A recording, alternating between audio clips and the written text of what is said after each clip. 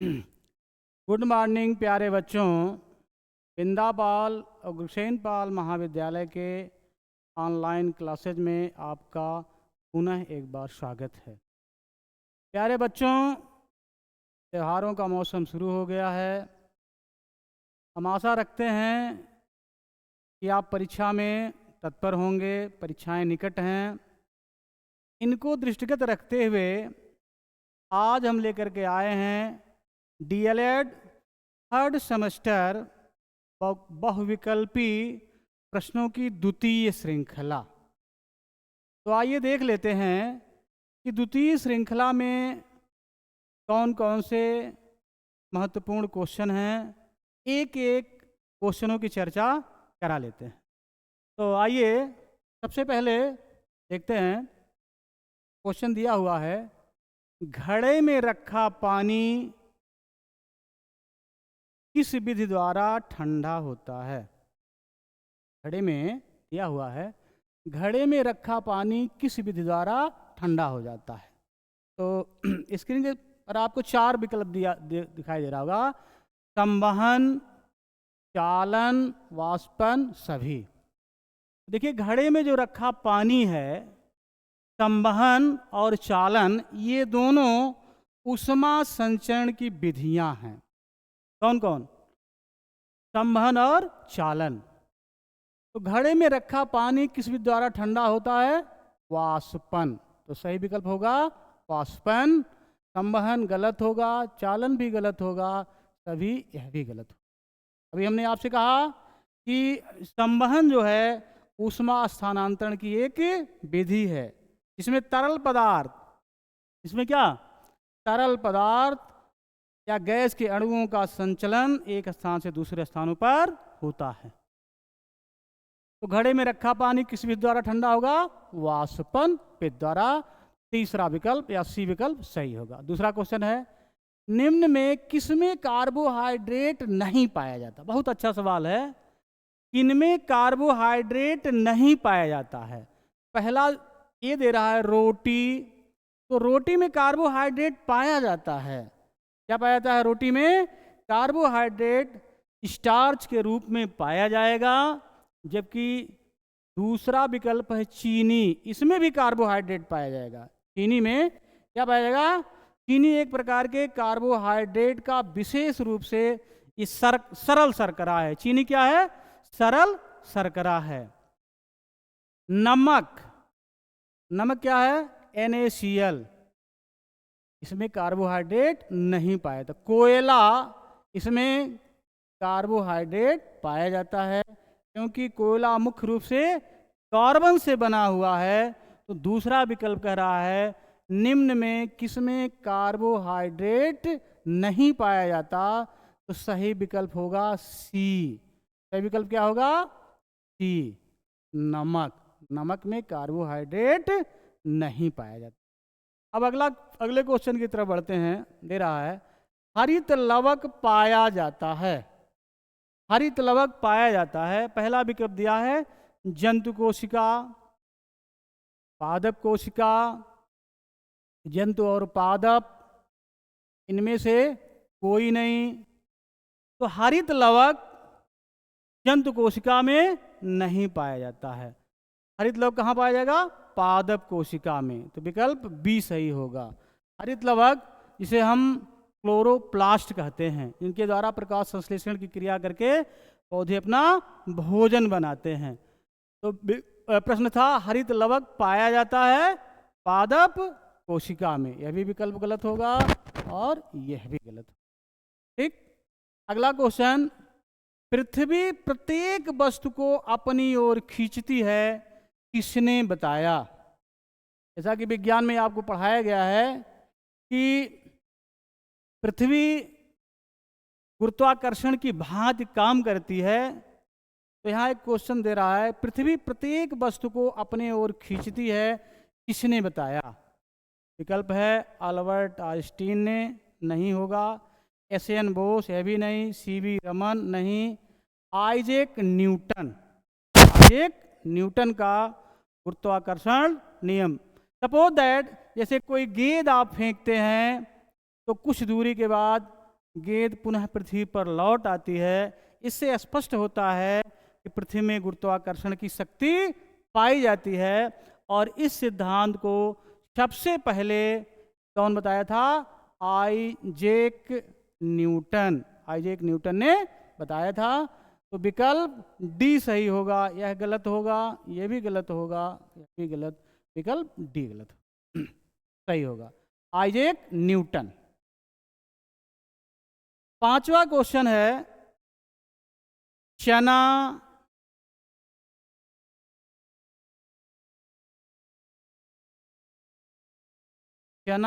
मटर की जड़ों की गांठों में पाया जाने वाला जीवाणु। तो चना मटर जो दाल कुल वाले पौधे पाए जाते हैं उनमें राइजोबियम लेग्यूमिनोसोरम नाम का जीवाणु उनके गांठों के समीप में पाया जाता है, जो नाइट्रोजन को स्थिरीकरण करने में सहायता प्रदान करता है। इसमें आइए विकल्प देख लेते हैं, विकल्प में क्या है। तो चना मटर की जड़ों की गांठों में पाए जाने वाला जीवाणु राइजोबियम, क्या है? राइजोबियम। पहला विकल्प सही होगा। कौन सा विकल्प? पहला, राइजोबियम लेग्यूमिनोसोरम नाम का जीवाणु पाया था। दूसरा क्लॉस्ट्रीडियम, ये नहीं होगा। तीसरा एजियोबैक्टर, ये भी नहीं होगा। लैक्टोबैसिलस, ये भी नहीं होगा। तो दे रहा है कि चना मटर जो दाल कुल वाले पौधे पाए जाते हैं, फैमिली लेग्यूमिनेसी परिवार के जितने भी पौधे पाए जाते हैं उनकी जड़ों में गांठें पाई जाती है। उन्हीं गांठों में राइजोबियम लेग्यूमिनोसोरम नाम का जीवाणु वास करता है, जो नाइट्रोजन स्थिरीकरण करने में सहायता प्रदान करता है। आइए अब अगले क्वेश्चन की तरफ चलते हैं। अगला बहुत ही अच्छा क्वेश्चन है।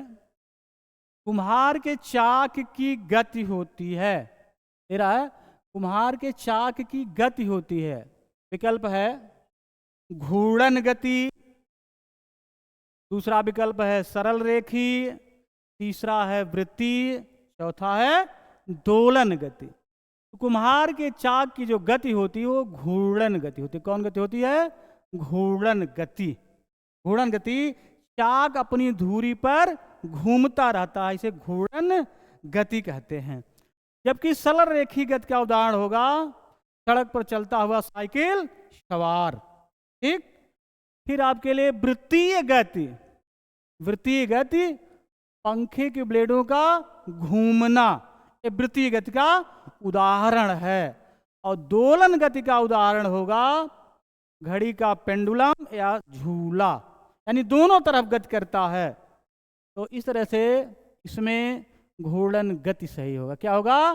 घूर्णन गति सही होगा। कुम्हार के चाक की गति होती है घूर्णन गति। अगला क्वेश्चन है, प्रथम प्रकार के उत्तोलक का उदाहरण है। प्रथम प्रकार के उत्तोलक का उदाहरण है, दिया हुआ है सरौता, नेल कटर, सीढ़ी, हैंडपंप। तो उत्तोलकों को समझने के लिए आपको बताया गया होगा आलंब, आयास और भार के आधार पर प्रथम, द्वितीयक और तृतीयक श्रेणी के उत्तोलकों का विभाजन किया गया। यहाँ पूछ रहा है क्या? प्रथम श्रेणी के उत्तोलक का उदाहरण क्या है? तो प्रथम श्रेणी के उत्तोलक में आलंब, भार और आयास के बीच में होता है, ऐसे उत्तोलक को प्रथम श्रेणी के उत्तोलक कहते हैं। इसमें इसका सही होगा हैंड पंप। क्या होगा?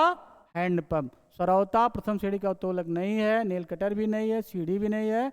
इसमें कौन सा विकल्प सही है? Hand pump. तो उत्तोलकों को आसानी से समझने के लिए आपके दिमाग में हमेशा आलंब, आयास और भुजा होगा, तभी उत्तोलक को ढंग से आप समझ पाएंगे। तो प्रथम प्रकार के उत्तोलक का उदाहरण है हैंड पंप। अगला है, अवशेषी अंग होते हैं।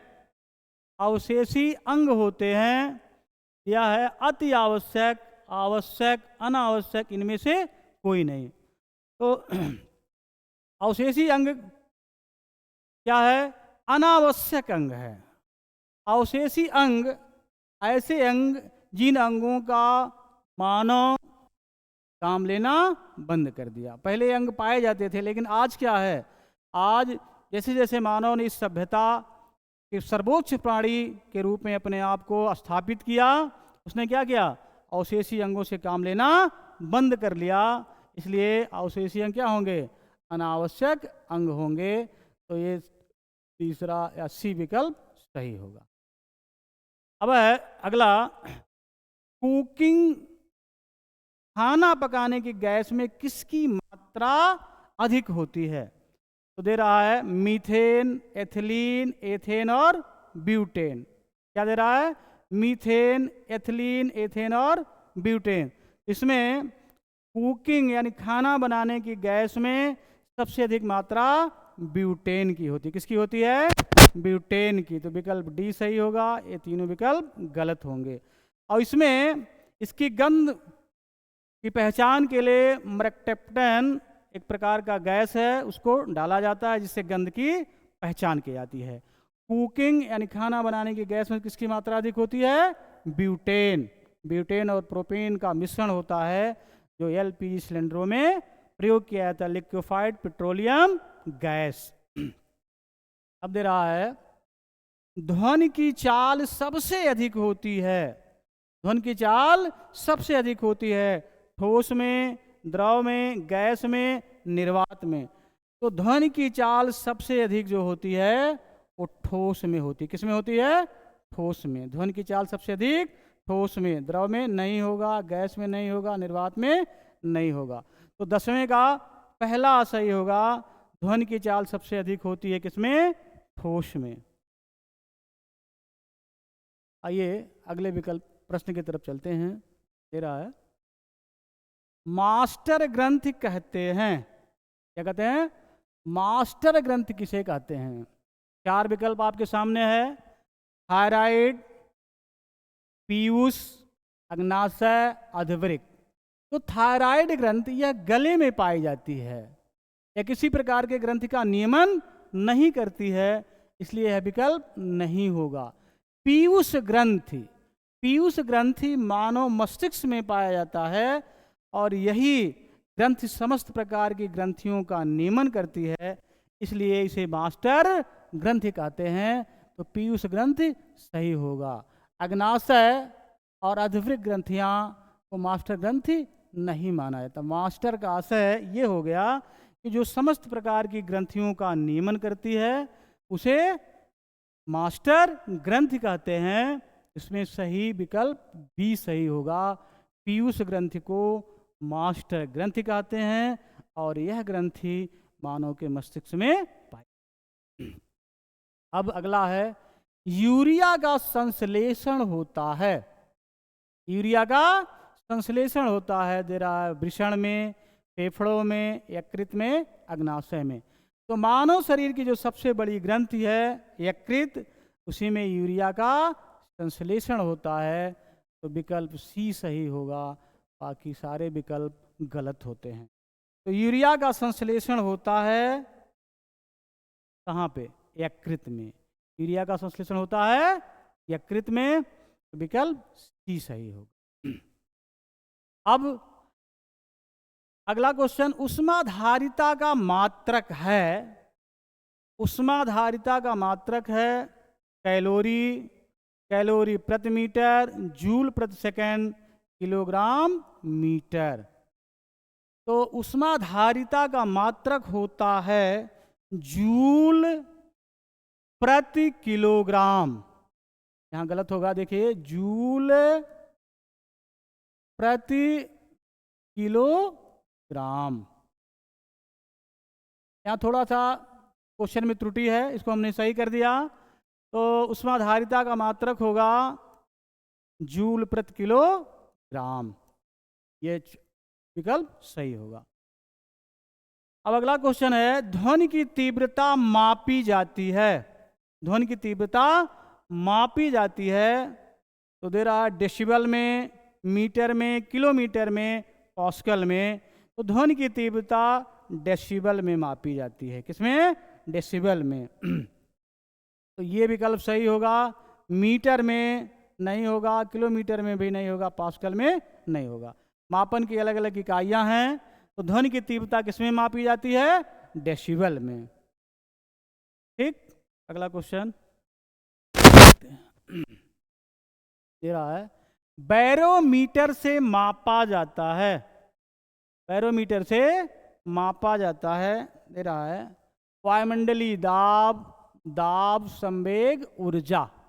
बैरोमीटर से कभी आंधी, तूफान या वर्षा आने की जो संभावना होती है वो इसी यंत्र से मापा जाता है, बैरोमीटर से मापा जाता है। क्या? वायुमंडलीय दाब।